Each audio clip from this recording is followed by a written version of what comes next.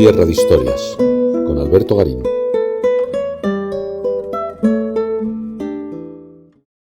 Cuando hablamos de los Borgia, la primera idea que nos viene a la cabeza es la de esta familia del alto renacimiento italiano, involucrada en todo tipo de corruptelas, ambiciones, conspiraciones. Hemos de pensar que su patriarca, el Papa Alejandro VI, en efecto era un hombre con una ambición desmedida, queriendo desarrollar un programa no solo teológico por el hecho de ser Papa, en el que buscaba casar el mundo clásico y el mundo cristiano, sino también la creación de un auténtico Estado italiano, a la cabeza del cual estaría él como sumo pontífice y de alguna manera reencarnación de los viejos emperadores romanos. En realidad no era algo novedoso. Ya antes de Alejandro VI había habido otros papas, como Calixto III o Sixto IV, que habían querido desarrollar programas similares, y para ello se habían apoyado también sobre sus parientes más inmediatos, básicamente sus sobrinos. Sin embargo, el cambio con Alejandro VI es que fue más ambicioso que sus predecesores, y en los apartamentos Borgia, que él se hizo construir en el Vaticano, tenemos un interesante reflejo artístico de todas estas ideas de recuperación del imperio clásico que el Papa tenía en la mente. Vamos a tratar de entender cuál era ese programa, ambicioso, en muchos casos con una inevitable falta de escrúpulos, pero sin duda muy acorde a los tiempos que vivían. En enero de 1377, el Papa Gregorio XI regresó a Roma. Hacía casi 70 años que los pontífices habían decidido trasladarse a Aviñón. Gregorio XI no había vuelto con intención de quedarse. Sencillamente, quería poner orden en los estados pontificios y después regresarse al sur de Francia. Pero ya no le fue posible, porque murió en Roma en marzo de 1378.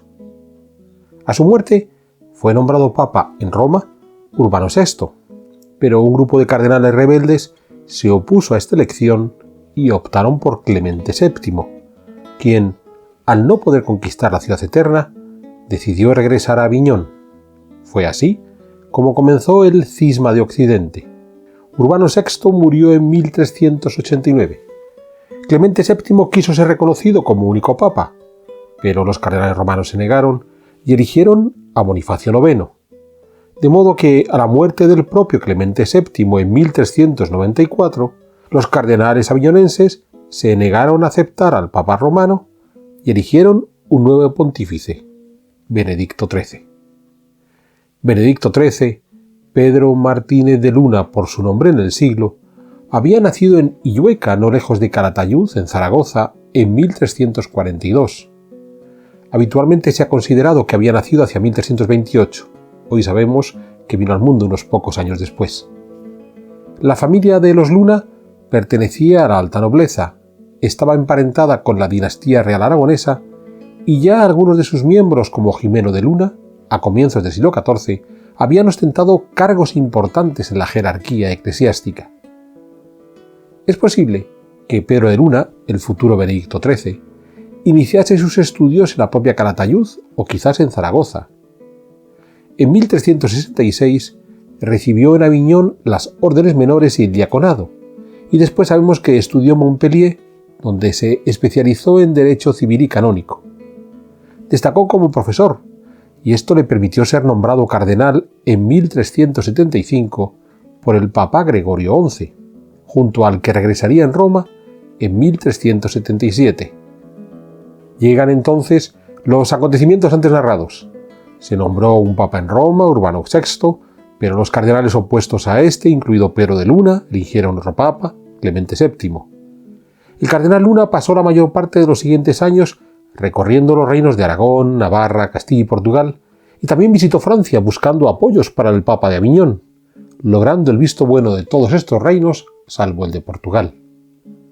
En 1394, como ya hemos señalado, murió Clemente VII y fue nombrado para sucederle Pedro de Luna, que pasó a llamarse Benedicto XIII, aunque en la historia ha quedado como el Papa Luna. Durante su papado fue perdiendo el favor de los reinos de Occidente, que decidieron ir pasando al Papa de Roma. Para lograr su renuncia, Benedicto XIII llegó a sufrir un largo sitio en su residencia de Aviñón, que se prolongó por 5 años, entre 1398 y 1403. Tras numerosos avatares por el sur de Francia e Italia, el Papa Luna terminó por refugiarse en la Corona de Aragón en 1408, de donde ya no saldría el resto de su vida. Allí, Benedicto XIII contaba con el apoyo del rey aragonés, Martín I. Pero Martín I murió en 1410 sin herederos legítimos y la corona fue disputada entre varios candidatos hasta que, tras el compromiso de Caspe, el sobrino de Martín I, Fernando I Trastámara, se convirtió en rey en 1412.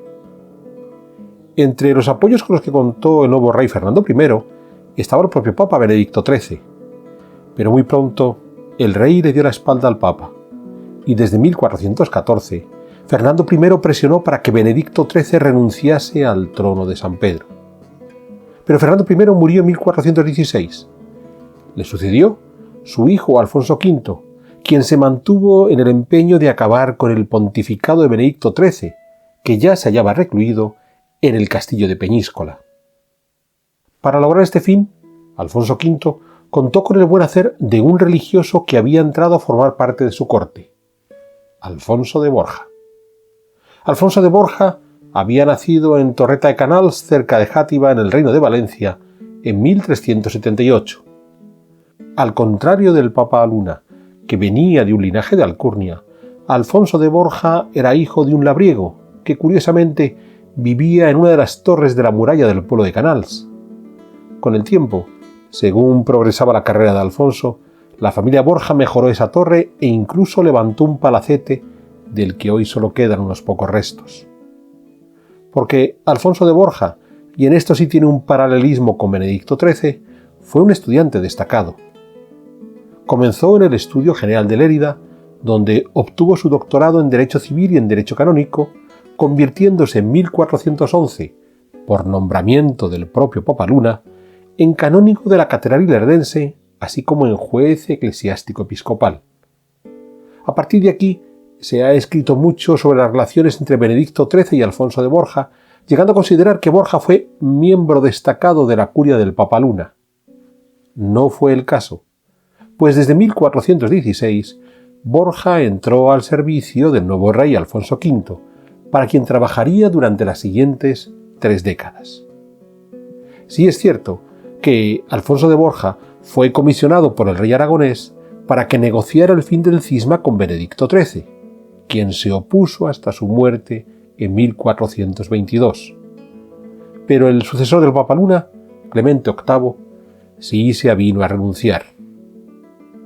En este éxito de Alfonso de Borja, de haber logrado la renuncia de Clemente VIII, hemos de tener en cuenta que también salía ganando Alfonso V de Aragón, que logró un primer reconocimiento por parte del Papa de Roma, Martín V, de los derechos sobre el reino de Nápoles. Pero muerto Martín V, su sucesor, Eugenio IV, se opuso a que Alfonso V se quedase con Nápoles. Recordemos que en este enfrentamiento fue cuando Lorenzo Valla, auspiciado por el rey aragonés, hizo sus investigaciones para demostrar la falsedad de la adoración de Constantino, esgrimida por los papas durante siglos para defender sus derechos a ser soberanos de Italia. Hemos hecho una sierra de historias al respecto.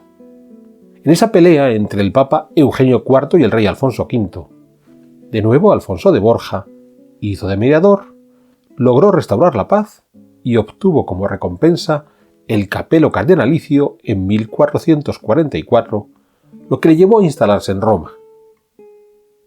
En 1447 murió Eugenio IV y le sucedió Nicolás V.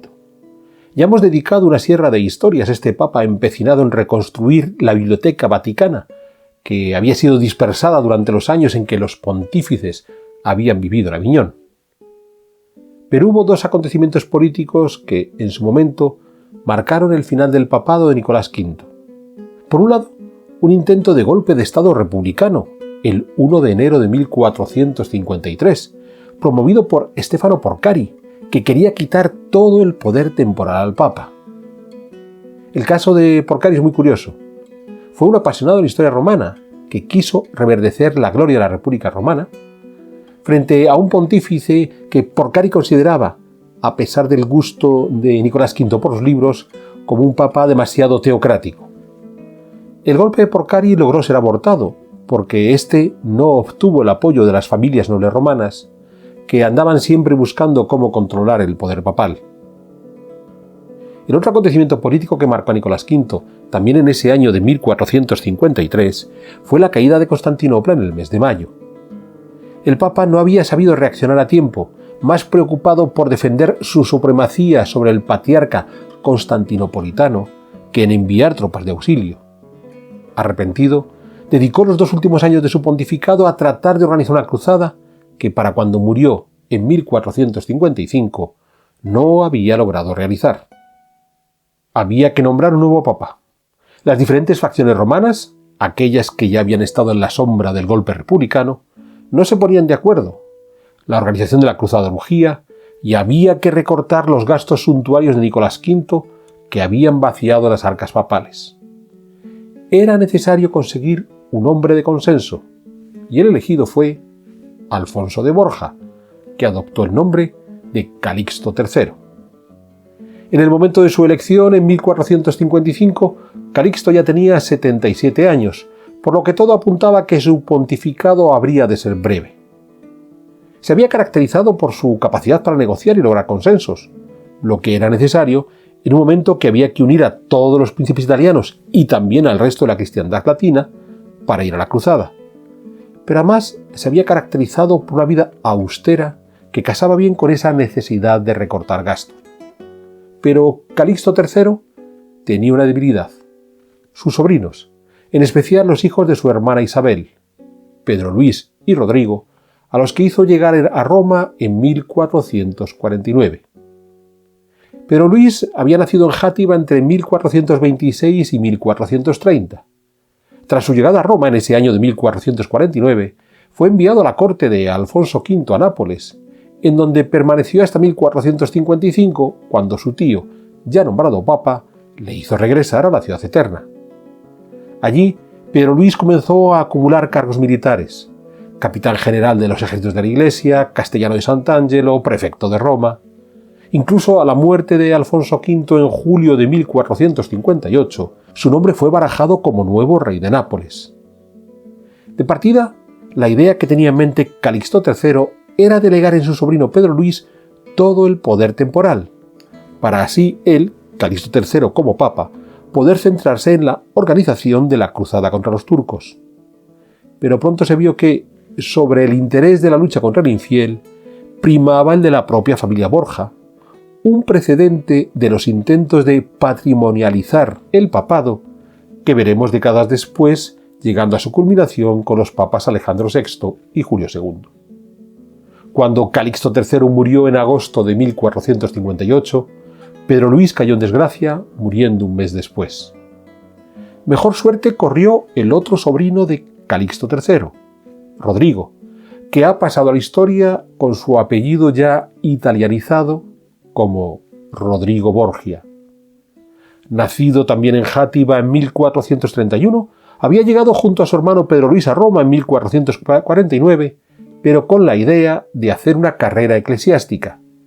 Rodrigo estudió Derecho en Bolonia, donde se doctoró en 1456. En ese momento, su tío ya era papa y lo nombró cardenal, y un año después, en 1457, vicecanciller de la Iglesia romana, lo que le convertía en el segundo a la cabeza del papado solo por detrás del pontífice.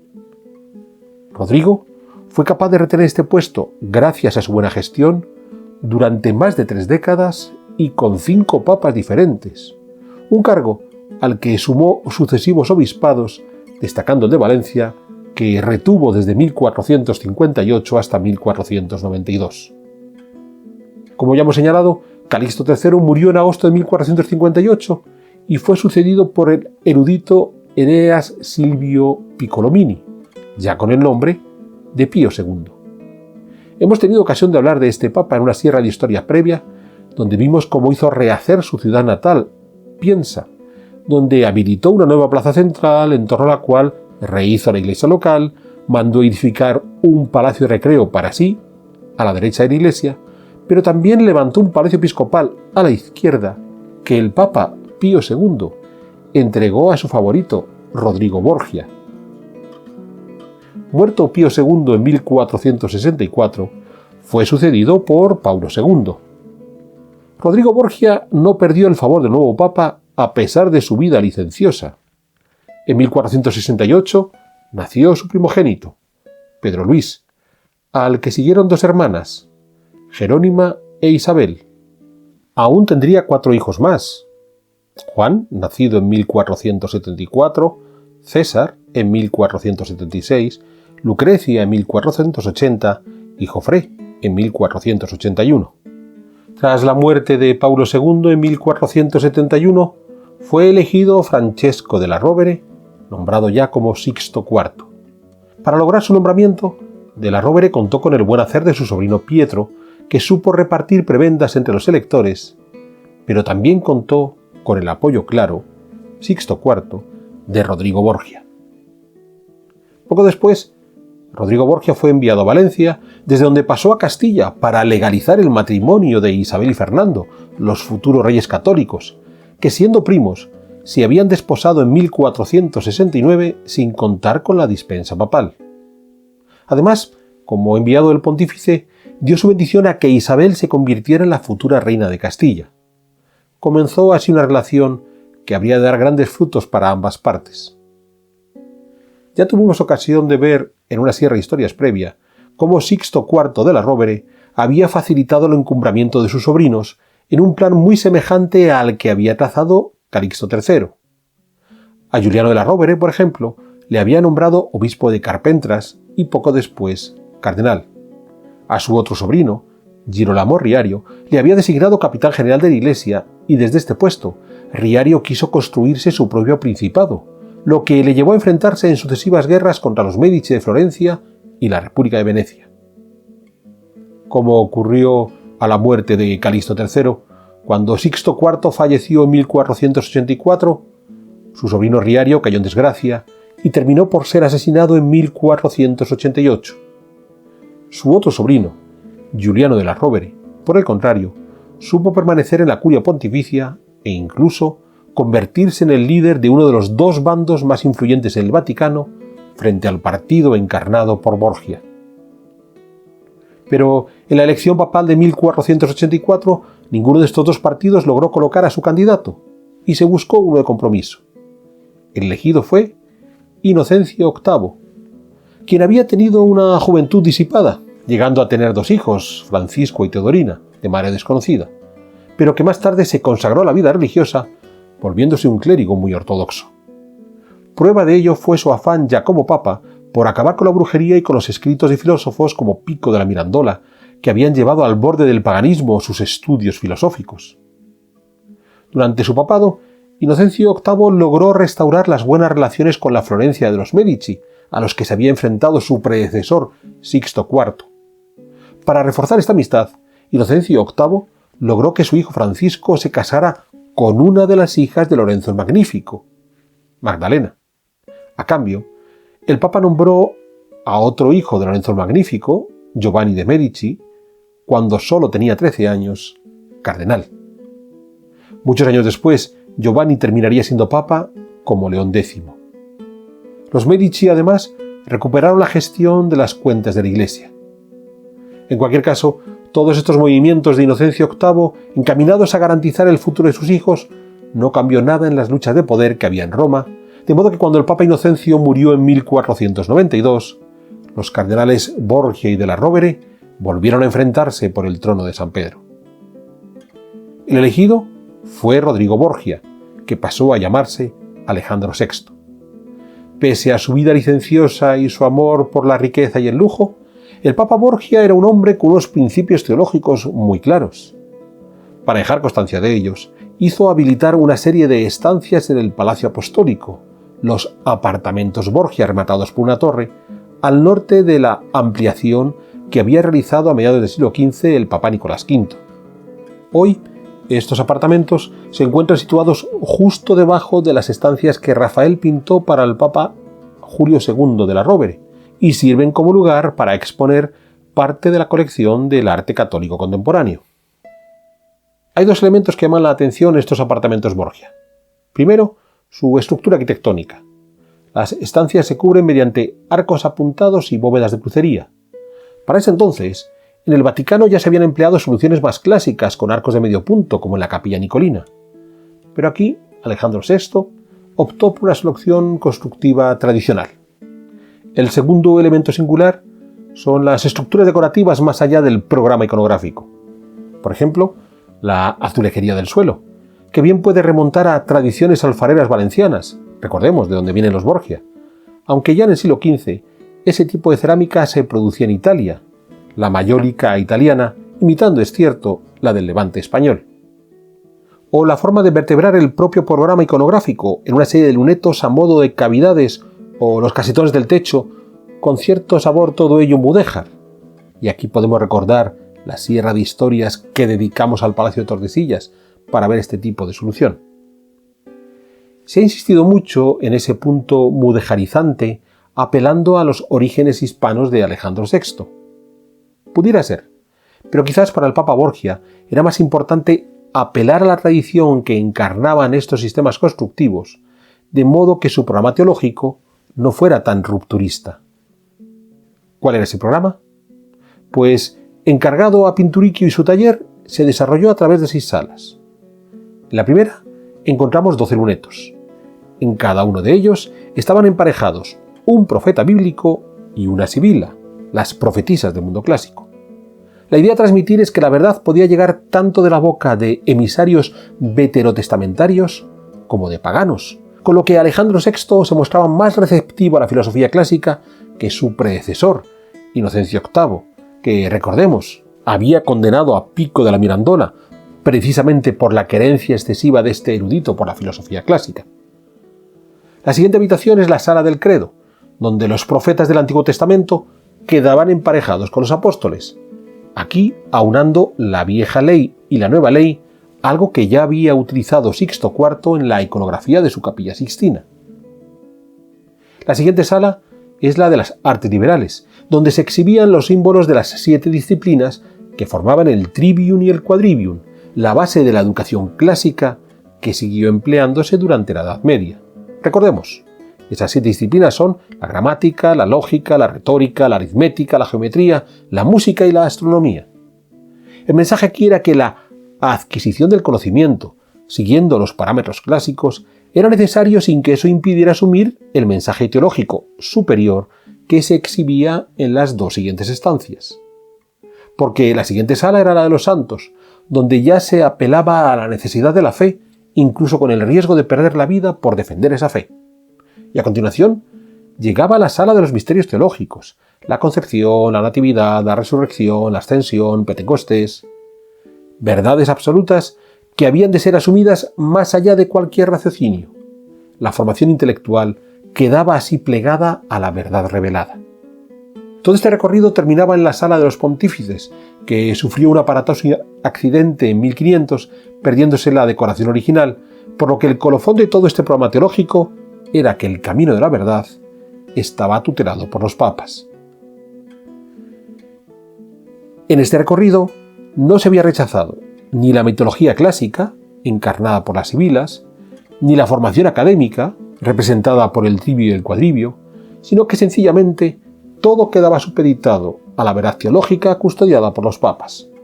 En realidad, este será el humanismo que termine por triunfar a finales del siglo XV y comienzos del XVI. Lejos de ser un humanismo que rechace la teología cristiana y se afiance solo en las raíces de la filosofía clásica, lo que los Medici, en cierta medida, quisieron desarrollar en Florencia a través de la Academia Platónica, lo que Alejandro VI buscaba fue un maridaje razonable entre el mundo clásico y el mundo cristiano, algo que se había venido dando durante la Edad Media, pero ahora con ropajes artísticos romanos. En ese sentido, el Papa Borgia se caracterizó por su capacidad por aceptar a las culturas que estaban fuera del cristianismo. Poco antes de ser nombrado Papa, en marzo de 1492, los reyes católicos habían expulsado a los judíos de sus reinos. Alejandro VI tuvo a bien recibirlos en sus estados pontificios, aunque eso sí, siguió persiguiendo a los criptojudíos, aquellos seguidores de la ley de Moisés que decían haberse convertido al cristianismo, pero que seguían practicando el judaísmo. No perseguía a los judíos, perseguía a los falsos conversos. De igual manera, En octubre de 1492, Cristóbal Colón llegó a América y los reyes católicos solicitaron a Alejandro VI que confirmase la soberanía castellana sobre los territorios descubiertos, lo que se hizo mediante las bulas alejandrinas, que servirían de base para el Tratado de Tordesillas de 1494, firmado entre Castilla y Portugal, en donde limitaron estos dos reinos sus áreas de influencia allende de los mares.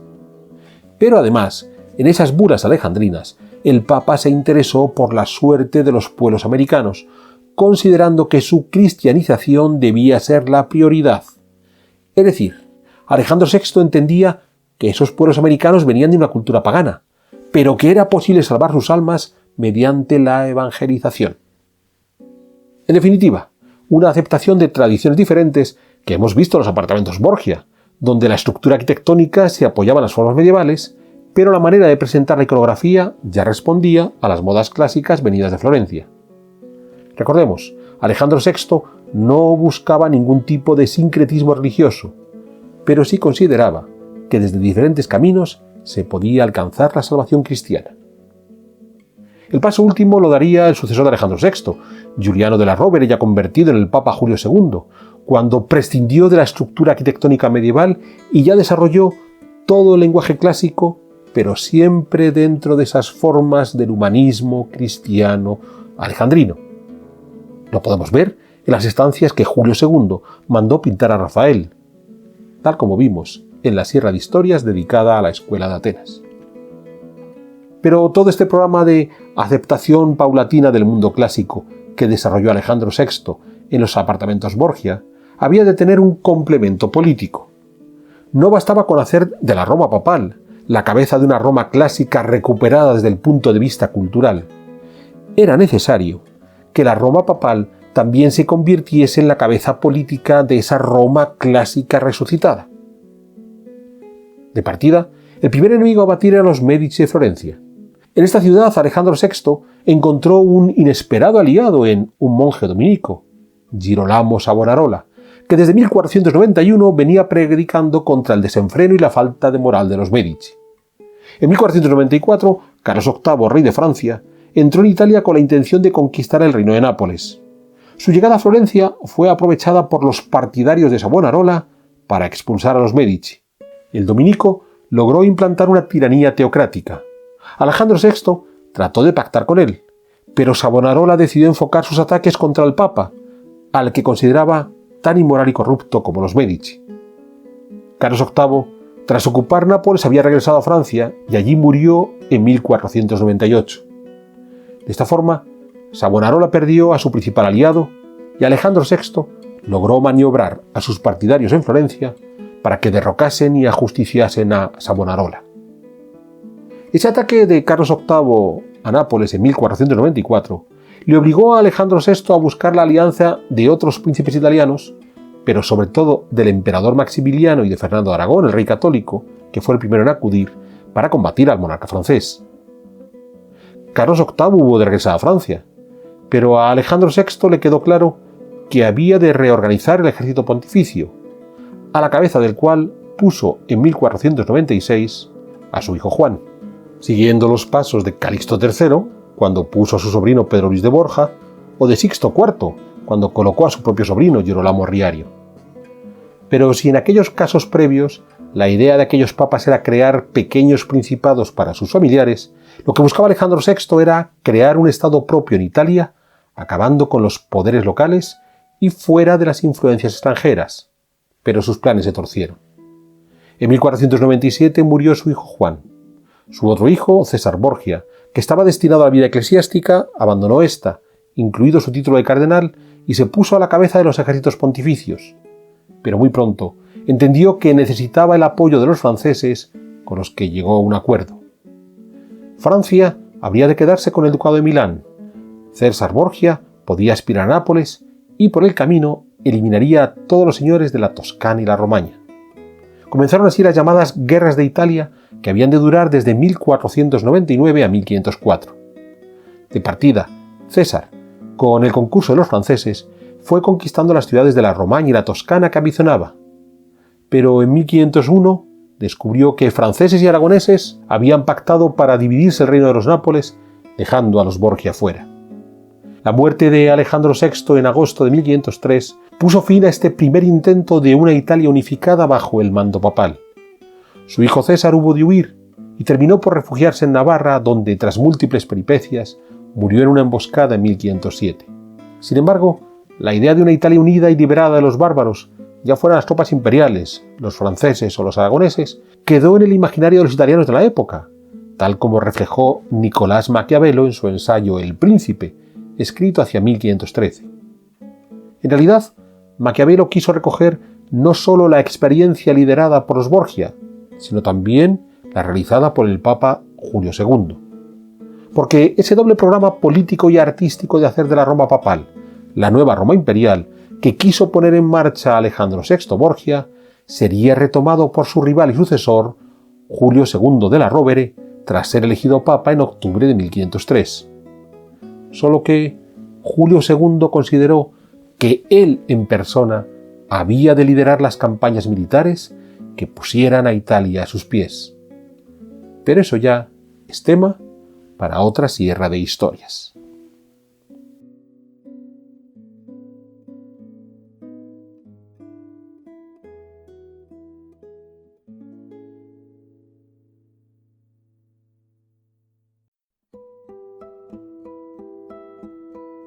¿Quieres incorporarte a la comunidad de Sierra de Historias? Pulsa el botón Unirme, apóyanos con tu contribución y conviértete en miembro de nuestro canal.